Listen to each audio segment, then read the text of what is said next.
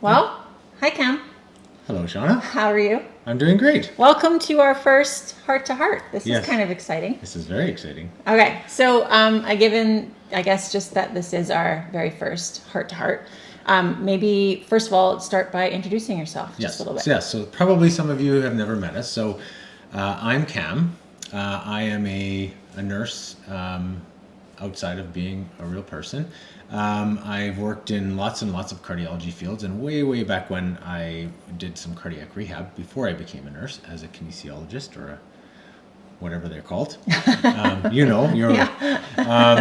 Very briefly. But then I went into nursing, and I started in emergency, as it was sort of a good fit at the beginning because you get to learn a little bit about a whole bunch of things, and then I gravitated back to my cardiology roots. So I currently I work in the cardiac cath lab, so that's where you do angiograms and angioplasties and open up blockages and stop people from having heart attacks.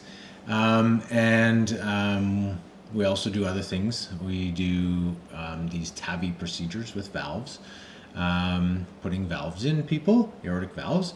And then I also work in the electrophysiology lab. So that's the electricians, not the plumbers. And the electricians do fancy pacemakers and internal defibrillators and ablations for arrhythmias and different things.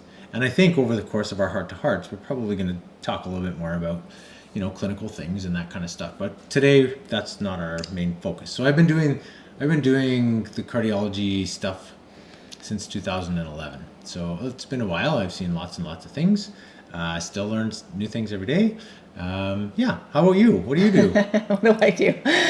Oh, goodness. Okay, well, I'm Shauna, and my background originally was in sport. So way back in the day, it feels like it's a long time ago now. I played basketball in university and quickly injured myself quite often. And so I decided I wanted to get into something that would help me heal myself in sport and in injury. So I started on the athletic therapy sort of stream of things.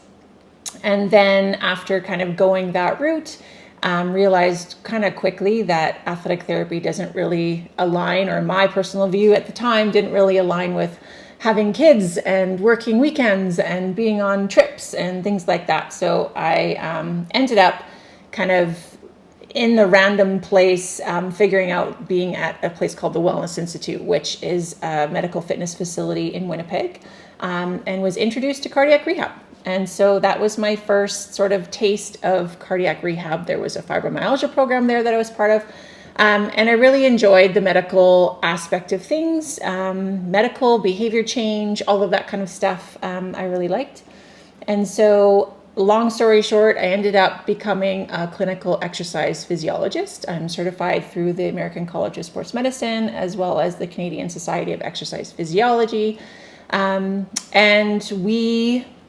I worked in cardiac rehab for, close to like 15 years. And then we became the two of us started our Pulse Cardiac Health, which is our virtual cardiac rehab program. Yeah, you guys should know a bit about that. So just a little bit about that is I was working cardiac rehab. Cam's obviously working in the hospital, in the cardiac world. And we're from rural Manitoba. And so we see people coming into, facility, into hospital, having their issues with their heart, and then going back to wherever they might live and may or may not have support where they live. So yeah, we definitely saw that in Winnipeg. Manitoba is very centered around Winnipeg, and we both have family in rural Manitoba that had heart issues. And actually, my dad drove 4 hours to do cardiac rehab. Yeah. And so we knew even then that there was sort of this. Gap. If you don't live where there was a cardiac rehab center, you don't really get the same sort of support. Yeah. We knew that there was a gap, and we knew we could figure out a way to fill that gap. Yeah. And so we started our virtual cardiac rehab program, and this was before COVID. Yeah. We started our virtual cardiac rehab program, and there was lots of kind of questioning in terms of what does that even look like, and how do you do sort of cardiac rehab virtually? And then COVID hit. And so it was an automatically kind of everyone needed to shift in some way, shape, or form to kind of the virtual health model in some way. Yeah. And so we kind of ended up growing in that way. And then after that happened, I was brought into the University of British Columbia in the Okanagan. I was going to ask you about that. Yeah. And they are putting together, or we're just starting this clinical exercise physiology stream or pathway there. And so I was brought in to help develop that pathway or that stream. And this past September 2024 was the first cohort of students that went through. And so I am now a faculty lecturer, and I am teaching these students as we go through in our first sort of realm. And it's been very exciting and challenging, and I've been really enjoying that. So, and UBC Okanagan is a leader in that. This is for human kinetics.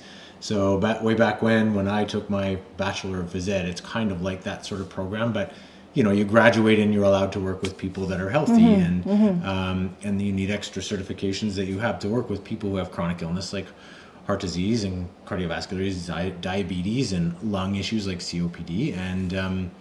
And now through this stream, the cohort of students that go through this are going to be trained to be able to work with this. So there's like the regular kinesiology sort of stream, and then there's the clinical stream, which we're working on. So so pretty cool. She's teaching the cardiac course coming up right away. Yeah, I've got my cardiovascular disease course in January.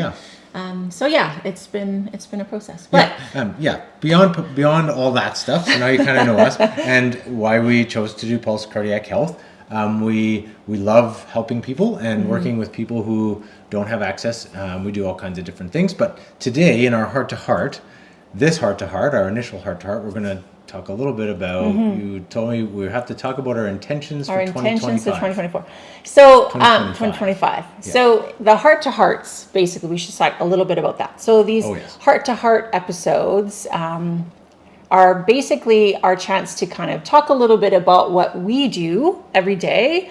We can kind of review some clinical studies. We can look at some like case study things. Sure, interesting things that we see at work, things that we may see that you might be able to relate to in some way. We can do some Q&As. We can just have a little bit of talk about, our sort of challenges in terms of healthy living and habits and brain health, motivational change or behavior change, all of those types of things. We may end up getting some guest speakers to come and chat. So with kind of, between us, we've got, a good 20 plus years of working with people with or without some sort of chronic disease, and trying to make these changes to become better and overcome some of the barriers and things that they have. And so I think, bringing some of those perspectives and sharing some of those perspectives help kind of people in their own sort of paths and trying to figure out what they want to do and focuses that they can have and stuff. So actually, it wasn't that long ago we were talking about ourselves and what our intentions were, and this is how the idea came up. And I know personally I had a very, very good 2024 as far as lots of things, but I know that you go through stages of life, and our youngest graduated from high school in June this year, 2024. And earlier on, I had sort of said I always sort of plan all these things that I like to do. I like to trail run, and I like to swim, and I like to bike, and I like to do all these things. And way back when, before all of this, I used to do triathlons. So the type A, you got to have all this, you train on these days and all these things. But I kind of got back into saying I'd like to actually have something to train for, because for me and for some other people, I'm sure, it's nice to have a goal. And so I actually registered. I usually just write down all these events, and then as the time gets closer, I cross them off. Oh, I won't do that one. I won't do that one. I don't have time. We're not ready. But I actually paid the money and signed up, and I signed up for 3 different lake swims, like open water swims, and 3 different trail runs, and ended up surprising myself and doing quite well, which was sort of a side benefit. Yeah, you did really well.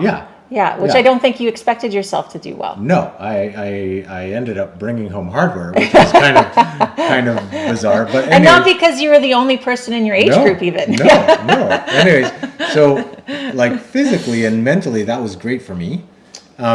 I finished my last trail run, and I trained really hard and kind of forgot about some of the other things I needed to do. And so that was Thanksgiving Overdid it. weekend, October, and then that night I ended up getting sick, and I ended up getting quite sick, and I was sick for a couple of weeks. And then after that, I tried to get the tires changed, the winter tires changed, and I hurt my back. And so I've been out of commission kind of since then. The last couple of weeks feeling better. But I know for me, one of my intentions is to do all of the right things physically so that I still have goals and all these things, but don't get injured. So that's one thing. I have So to. your intention. Strength So training yes, is so a big thing for me. we're talking about, you know, in terms of a focus for today of like what are our intentions going into 2025, looking at 2024 and what we've accomplished and things, but now going into 2025, what are our intentions for next year? So you're saying that you'd like to focus a little bit more on Strength training. strength training. Yes, because and that's just Yay, one little that's small good. part, and that's because I know it's good for me because I know that you tell I people. keep preaching it. Yeah, she is a big strength training person, so Come on, I love strength training. getting out and running around and swimming and things. But I know to keep my body healthy and safe when I'm trying to train for these things where I'm trying to do really well, I need to strength train. So that's one of my intentions. Very small one, but like an important one. Because I know I'm going to run and I know I'm going to swim and I know I'm going to do all these other things, but I need to strength train. So you're saying twice a week. mentally, it's easier for you if you are, you know, running short on time or feeling a little less energy or whatever it might be. It's easier for you currently to go and do your running and your swimming, and it's a bit harder for you to do the strength training. Yeah, and I think that's just because those are the things that I like more. Right. You know, I've always gravitated to that. That's just what I like. And I know some people like strength training more, but I just like doing those other things more. And I know that I have to do strength training, and that'll make me enjoy the other things even more because then I won't be as sore after I run and all those things. But so, like, can I question you a little bit? Sure. So, in terms of strength training, then, knowing that that's something where you mentally struggle a little bit more on, do you think that there's anything that you are going to frame differently in your brain, or that you're going to kind of like, you know, have as keywords or something? Like, what's your strategy for helping you to actually follow through with that? Yeah, so I think planning is absolutely important. I'm a planner. I like to plan. So I need to plan strength training in. I need to plan a backup plan for when I miss it. Because I work in an area where sometimes you end up staying a lot longer than you want to have to stay at work. Not want to, but Your schedule isn't set. Yeah, you end up having to stay, and so it may be late nights, and then the early morning stuff falls through, and then you have to have a backup plan. So I need to have a backup plan as well as my initial plan. Yeah. I think my goal in a perfect world would be 3 times a week, but I will probably plan in 3 and at least 1 backup to make sure I get 2 a week. So you're going to plan 3 and 1 backup, and I have a backup, and then try and get 2. Yeah. Okay. Is 2 enough? Yeah, Okay. Of course. 2 is better than nothing, for sure. Well, I know that. Yes, no. Yeah, but I know that like with strength training, if you only do it once a week, you're not going to necessarily. Not as much in terms of 3 gains. might be better. Yeah. So if I can do 2 really good ones and maybe a sort of a third would be a bonus, and it might be different. It might be that I'm kind of like I sometimes I take my equipment and I go down to the football field and I do some running and then do like I don't know, find some rocks and lift them up and that kind of stuff. Yeah. Well, I think it depends on your goal too. Like we can go really far. Yeah. Anyways, I need to. My goal is to not get injured while I'm doing the things that I really love. Yes. And so having those things.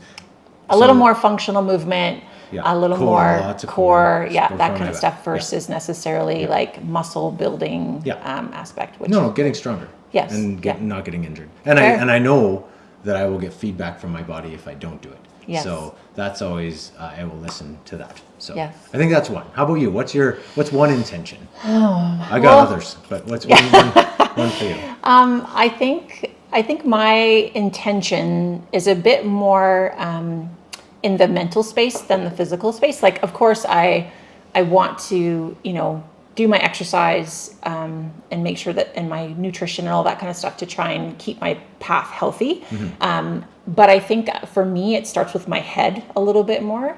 And I think in terms of my own space, I want to start to feel more, I don't know if confident is the word, but a little less of the self-doubt. And not that I have a huge amount of self-doubt, but I think, when you're in a space of being uncomfortable, so for taking a step and challenging yourself a little bit more, like for me, at this new university role that I've had for a little while, I'm super excited about it. I feel like it's a great fit. It's wonderful, but it's a bit of a learning curve as well, in terms of I've never worked in academia, and there's certain elements of it that I have to figure out. And so whenever you're in this sort of challenged sort of aspect, I don't know, I don't feel like I'm the only one, but sometimes you can kind of feel a little bit of this sort of imposter syndrome, or just this little bit of self-doubt that you have to kind of work through. And it's okay to feel uncomfortable, and it's okay to feel like you need to step up a little bit and do a little bit of learning on your own and all of that. So I think for me, it's coming into 2025 and thinking a little bit more from that perspective of wanting to recognize that that's okay to feel a little uncomfortable, and that actually feeling uncomfortable is a good thing, and that maybe it's going to help to drive, growth. If you're feeling uncomfortable, chances are you're growing. If you're comfortable, then you're maybe not as growing quite as much. Absolutely. So I want to get more comfortable in the uncomfortable, if that makes any sense. And part of that for me, in terms of, that mental aspect, is, listening to podcasts. So when I use Zwift is like the thing that I get up in the morning, and as much as I can, and I get on my... That's a bike trainer. It's a bike trainer.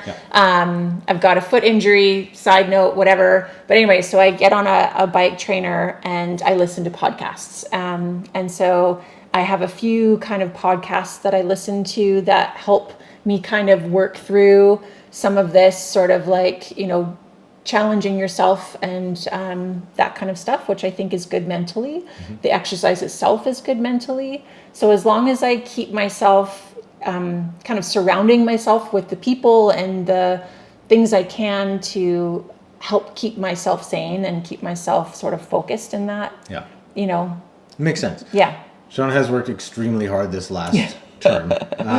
And, it's a full-time new job teaching courses that were new to her, but also new to the university. So, understandably, lots and lots of work. And actually, that's we're doing. Yeah, we're at a little getaway. We took an Airbnb. We're at a cabin. Our dog's lying down right beside us, and we have a fire, and it's a big yard, and it's fantastic. So we needed to unplug. So taking some times to unplug and relax is good too. But I do enjoy the balance of both worlds. Of Pulse, obviously, is my passion, and I love it, and the university is something that's also part of my passion as well. So balancing both worlds. But I think for me in 2025, it's that feeling okay with being uncomfortable and looking for that sort of challenge, and taking it as an opportunity versus a kind of like feeling. No, I think that's great. I have more intentions. Okay, tell me.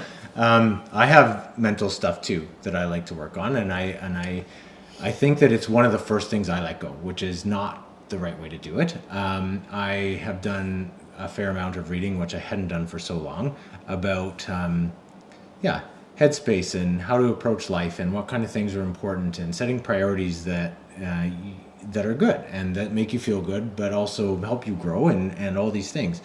And I have started to do some meditations at night, which is great for helping me sleep, but and I've done them, but in the morning. If I can do them in the morning, it helps me get my head wrapped around what I'm going to do for the day, and journaling. And I unfortunately don't journal as much as I wanted, but I started and I have done some, and it always helps me. I think it helps me sort of reframe, prioritize. Getting things out of your brain is one thing, but if you can't talk to somebody, writing it on paper is awesome, because then you actually have it out, and then you can be like, oh yeah, there it is, or that doesn't make sense, or why are you thinking this way? And it helps. It gives you a bit of clarity, a little bit, and obviously, sometimes I journal about deep things, and sometimes I journal about what I hope to accomplish that day, and at night I was actually doing sort of a list of what I was hoping to accomplish, like a to-do thing. Yeah. And that helped me sleep, because then I was like not worried about, well, what am I going to do tomorrow? So I do have definitely some mental goals, and I know that continuing to try and meditate and then journaling is Yeah. huge for me to try and keep everything in perspective and sort of go about things the right way. And I'm not great at it, but I need to practice and continue. Yeah. So that's one thing. And I Yeah, like to I still think be- I think journaling is a great tool, absolutely. In terms of like when you write out your thoughts, write out your thinking, and then you can almost take a different perspective and look at it, and you can kind of realize what's rational and what maybe isn't, or you can think differently about it. And specifically, like for me, with this idea of new challenges and trying to do something that's a little bit different or outside your comfort zone, I like to write, small little goals or thinking perspectives or just something to kind of help refocus myself in that sort of moment or in that sort of time frame, and then be able to, at the end of the day, kind of relook at that, and not in a judgmental sort of way, but just in sort of assessing it a little bit to see how I did. And if it was something where, that didn't go well at all, or I wasn't able to keep that focus, then can kind of think about, okay, well, what were those things that helped to make that fall off the wagon? Or if it did go well, okay, what supports or what did you have in place that helped with that? And then kind of use it as a growth tool, right? So that you can kind of, okay, well, that didn't go well, and this is sort of reasons or why. So then what can I do to help change that so that next time it can? Or maybe continuously learning. Right. Maybe I need to reframe my expectations, or maybe I need to set myself up differently. Because I think sometimes, I know for me in the past, I will journal, but then I'll almost be writing the same thing day after day and week after week, when I'm like, like nothing's changing here. And when I'm trying to get from point A to point B, and I'm a little bit driven in that way. So, it's a bit frustrating to be like, I'm not getting there. Right. And so having that journaling to be able to kind of assess it in a way. Feedback. And gives give you feedback absolutely. is helpful. Yeah. So I love that journaling. And, and meditation is great too. I love that too. Yeah.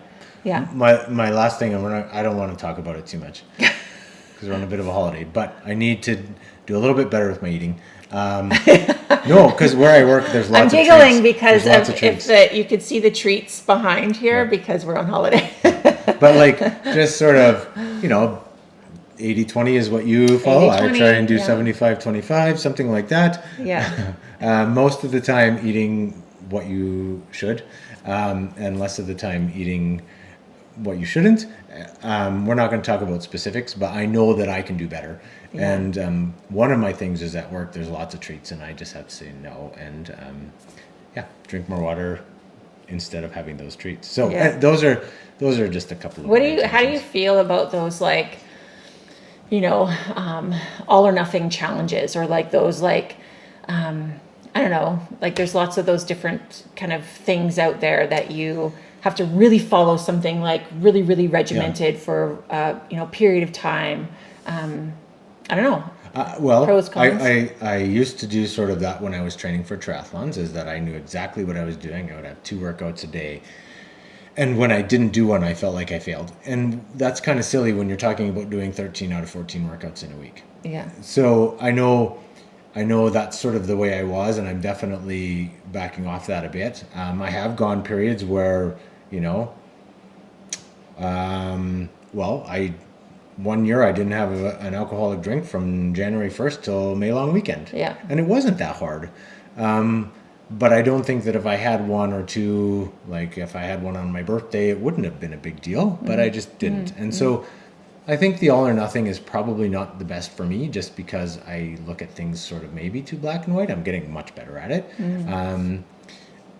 But with eating, it's kind of tricky because it's so easy to fall into, okay, I'm not going to have any chocolate bars at work leading up to Halloween because everybody brings them in, and you don't. But if you have one, then often I have more. Yeah. That's just me. Yeah. And so, so sometimes I think it can work, but sometimes I'm not sure that it's the best for me. So, yeah. And I think that's like my personal opinion, is that I think it is very individualized, where some people really love that sort of structure and that sort of like this is exactly what I'm to eat and exactly what I'm not to eat, and it's a for a period of time Right. type of thing. But I feel that depending on the personality, that can go really far down a rabbit hole where it's so restrictive and so challenging and almost a little bit dangerous, I guess, so to speak. Well, you kind of set yourself up, You know, for a in a failure. way, yeah, in that sort of mental thing where you can really go so far, and also in terms of the failing side of things, and then others, it's a little bit easier, better for them overall to think of it in terms of, okay, what's sustainable and Yeah. what sort of one little small thing that I can do and just focus on that one little small thing, even though everything may not be perfect. I can focus on this one little small thing and then slowly build on that. Yeah. That's what I tend to do, me personally, and what I typically do Yeah. with our people that we work Yeah. with, our clients, is just focusing on Yeah, one thing. building a habit and making it just like, realistic, okay. so that Yeah. it's something that just becomes part of your life. Right, because the idea is yeah. that it's supposed to be a lifestyle Yeah. change, right? Right, And so if it's not sustainable, then it's hard to have And that. definitely people are different, and I think Yeah. situations are different. Situations I are know for myself, some things I can and some things I can't, and Yeah. yeah, lots of stuff. Lots of stuff. We'll talk more about these kind of Yes. things, but Well, is that enough? I think that's a good start. So I hope that we are going to continue. Well, we're going to continue to do these heart to hearts, and we'll get into different sort of topics or themes, and we'll have some guest speakers, and we'll bring up certain cases that we've worked with, or that are find interesting, and maybe give you some little tidbits and things. So if there's anything that you do want us to talk about, then feel free to let us know. We're happy to or if get you have some ideas for somebody who we could talk to, or someone absolutely. that you want us to talk to. Yeah. And this is going to be posted on YouTube, so join our YouTube channel, because then you get notified when we post something new. Yeah. We do have lots of other things that go up there. So very nice. If you're just meeting us, very nice to meet you. Nice to meet you. And Thanks. heart to heart number one. Heart to heart number one. See ya. Yeah, bye.